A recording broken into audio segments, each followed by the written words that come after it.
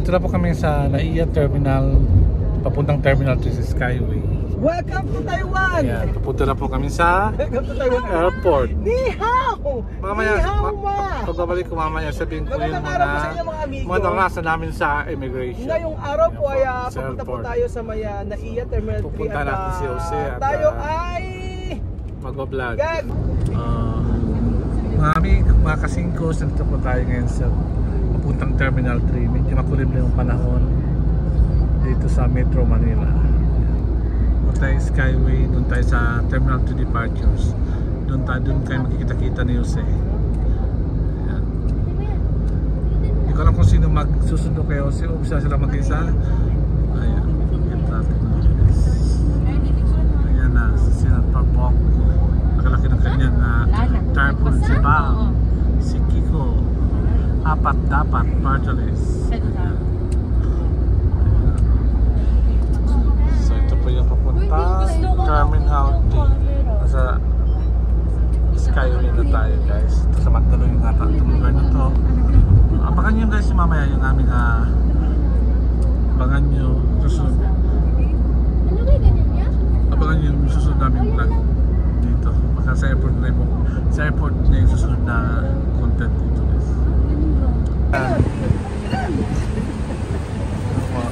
Kami sa airport Terminal 3. Yan po yung mga kasama ko.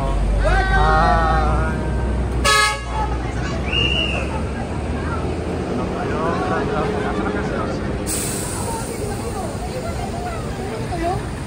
Excited na. Ano kaya? Excited ka yan? Ha? Ha? Saan ang punta mo? Si Lola Eden. Si Mami nandun pa sa loob. Sapatos pa ata. Oh, sige. Saan?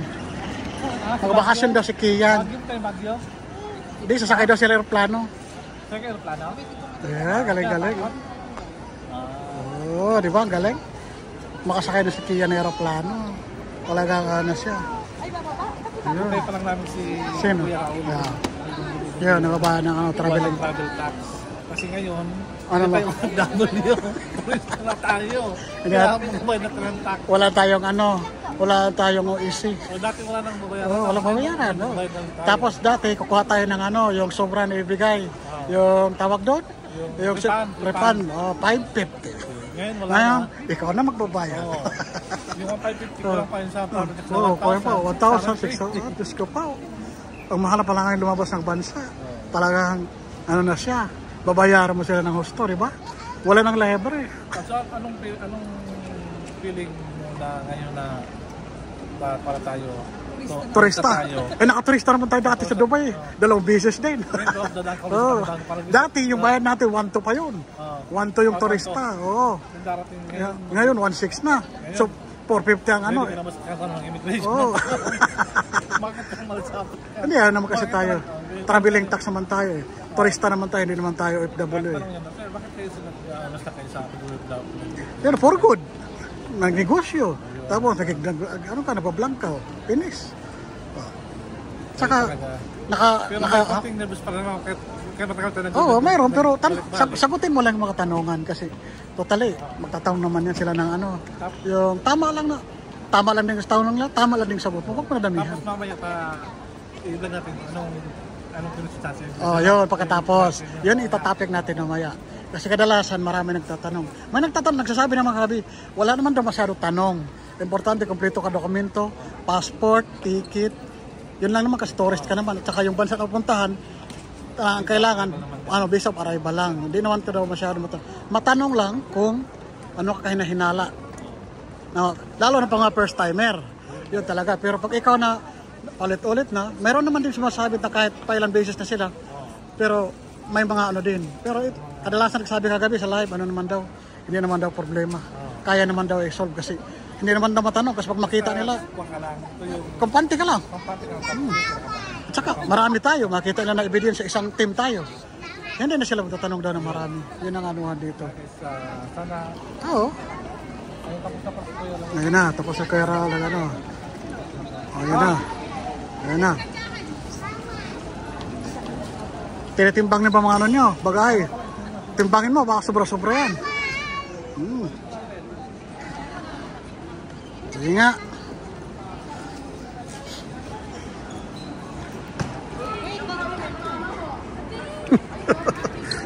Ano kaya yan? Tuwang-tuwa si Kaya, no?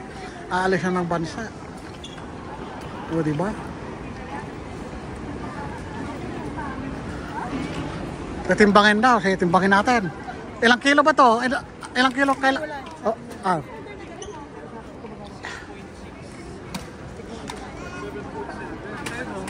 Ito backpack. May kasayo. May kasayo daw. Boss, 7 na to eh. 7.5 eh. Oh, sige. Tatanggalin ko pang jacket. Try natin si Jose kilohin yung kanyang backpack.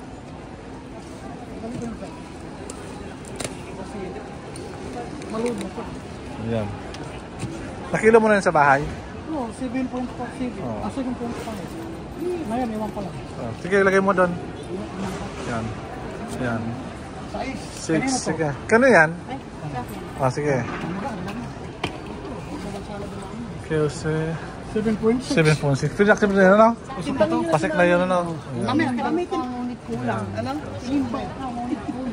Yung titimbangan po dito. Nakagulong titimbangan po. Ayan, pwede na yan.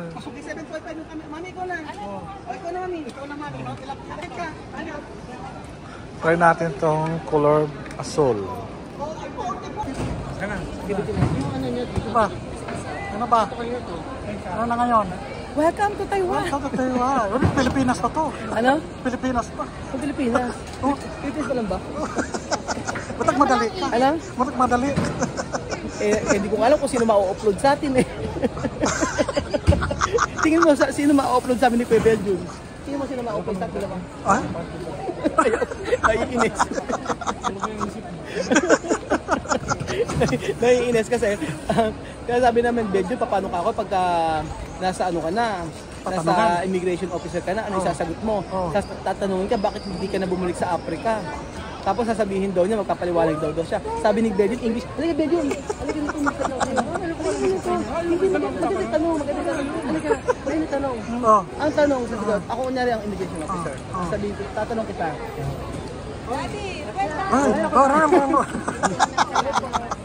Titingnan lang yan. Ano ba? Pakita mo na yung mukha mo, kagwapuhan mo. Ano pwede yung ano, di makita. Ikarga daw sa malita. Ano? Ano kaya umayak na. Yun lang yung pangalan mo, Puchi. Hindi ka sasama sa maleta. Tatanong na kita. Ano? Ano pa? Ilan taon ka sa Africa? 8 years. 8 years. Bakit di ka na bumalik? Kasi it's already my plan since before. Huh? Now when I reach 40, I will be taking for good. Seryoso. Okay, Jose. Ano sabi ni Jose? Ang sagot niya, mayaman na ako. Hindi ako mabalik sa abroad. Sana all. Parang di ka na tanongin. Mas maganda yung kay Belgium. Kay Jose. Nagtataray sa may immigration office. Titirahin mo daw talaga. Sabi ng siguro ng immigration officer, ha? Sabi ng immigration officer, Okay, go there. okay ako siya sasabihin. Oo, nga doon sa source of income. Baka na yung ano, pati ng ano mo, sa account. Ano sasabihin mo, Jose? Nawala na. Go back to the... Punta ka sa isang kubikin. Wala. Huwag ka main. Cut. So, sa pagpapatuloy ng ating vlog sa 5 Pilipinos, ngayon malalaman natin yung kanilang mga horror immigration story. Immigration stories. Isa po akong ano, Yan po si Kuya Raul. isa po akong practice teacher. Ano sasabihin mo, Belgium? Ano ba yung nangyari sa iyo? Nakakapagod eh. Ano ba nangyari sa iyo? Ano nangyari sa akin, nakakapagod. Tinanong lang sa akin sa immigration officer, asan po kayo? Ano mo po sila? Sabi ko, kapamilya ko po sila. Bakit mo siya naging pamilya? Sino ang sino asawa mo dyan? Ano yung bata na yan? Sino yung matanda na yan? Sino yung sino si Lola dyan? Ano mo yan si Lola? Bakit mo siya, kailan kayo uuwi? Kailan kayo uuwi? Tinanong, buti alam ko. kailan kayo uuwi, sabi ganun. Buti ang tanong kanina. Kasi kung hindi ko alam yung sasagot ko. Kasi pinag-iwalay kami sa amin, pinag-iwalay kami. Kahawak kayong 12 passport. Ngayon, sabi nila sa immigration officer, pag-iwalay nyo. Kung buong pamilya lang, huwag nyo ihalo yung hindi pamilya, sabi gano'n. Tapos kinakabahan ako kay sa inyong dalawa. Tapos ano tanong siya? Ito mo na si Jose. Tapos hindi, sabi tapos ka na? Oo. Ah, sa'yo wala din naman Siya tayo na kasi Jose lang. Ngayon po, matungay natin ang... Ano matungay yan? Sinagutan ni Jose sa Equatorial Guinea. Hindi, kiyos di sa 5 ito pinasabi ko. Oo nga, doble-doble na. Maraming sagot na Ikaw sabihin si... balik-balik. Baka si balik-balik. Walang manonood, Belgium. Pag ganyan balik-balik tayo. Hindi pwedeng balik-balik yung tanong. Iba yung sa Equatorial Guinea, iba sa 5 Pilipino. Ano sagot niya? Okay na yun. Ano sagot? Ako na lang, di ba ako tinanong? So, bakit tatanungin? Ako na. Ba't ba tatanungin? Tatanungin pa ba? Kasi marami tayong content, kasi wala tayong content. Nagalit si Aya. Kulabas na rin bukas. Nagagalit si Aya? Kulabas na doon, busy siya. Ano? Hindi siya makaka-edit. Kasi busy siya ngayon. Kinumusta ba siya ngayon? Nasa iko ko siya ngayon, hirap siya. Tinanong na kita ya? Kinumusta mo ba siya ngayon? Ano? Oo. Sabi niya, naubos na lahat ng pera. Hirap siya ngayon. Ano hirap na? Ano? Pagod na pagod. Paano gagawin natin? Tumulong sa kanya. Gusto niya na magprito ng isda ay ng fried, ng manok. Walang prito ng manok. Magaling sana niya doon. Yan ang ginagawa natin. Ano gagawin natin ngayon? Wala, kinumusta mo siya. Binigyan mo siya ng encouragement. Kinausap ko na siya, sabi ko sa kanya, sige lang, ubusin mo lang. Kanina. Pero may patunay ako kay Belgium. Ayan may patunay ako sa'yo. Masyado kang may patunay ako sa'yo. Ano nga kahapon, ngayon lang yan, Sabi ko sa kanya, ito. Ang video, ano ko mag-camera? Ba't ganyan? Ayun nga, ito yung camera, ayan, Ayan, usapan namin ni Aya. Tingnan mo yung usapan namin. Nasa last? Ano? Nasa last na. Nasa last na. Kahapon pa tayo. Yung kahapon pa, hindi. Nasa huli siya. Hindi, marami kong ka-chat. Ayan. Ang pangalan ay Aya Marie. Teka, hanapin natin yung Aya Marie. Ayan yung chat namin ni Aya. Sabi ko kay Aya, ayan lang yan, ayan. Wala. Anong wala? Ang sabi ko lang, itsusera. Ay nga, sabi ko sa kanya, okay lang maubos ka ko yung pera. Kasi wala na nga raw siyang pera. Yun lang yun. Tara na, alis na tayo. Bauna ka na. Saan? Aeroplano. May pang 10:30. Ano? 10:30. Hindi ka kinabahan talaga?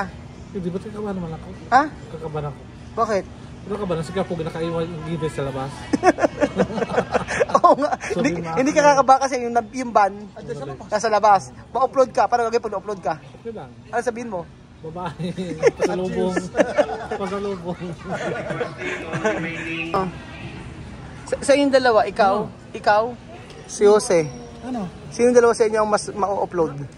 Wala, hindi ako kinabahan. Hindi ka naman. Hindi, kung papipiliin, sino talaga mas ka-upload? Ikaw o si Belgium? Sino mas ka-upload? Depende sa immigration. Sumagot ka ng tama. Sa akin, kung ako. Hindi nga, ang tanong ko, sino sa inyong dalawa? Ikaw? Malamang ako. O si Belgium? O si Belgium yung ka-upload doon? Sino? Ano mahirap? Ako. Ba't ikaw? Siyempre. Kailang bartagulan to? Sabihin mo si Belgium. Sino? Malamang si Belgium. Bakit si Belgium? Hindi ka pa rin paniwala. Ikaw daw ka-upload.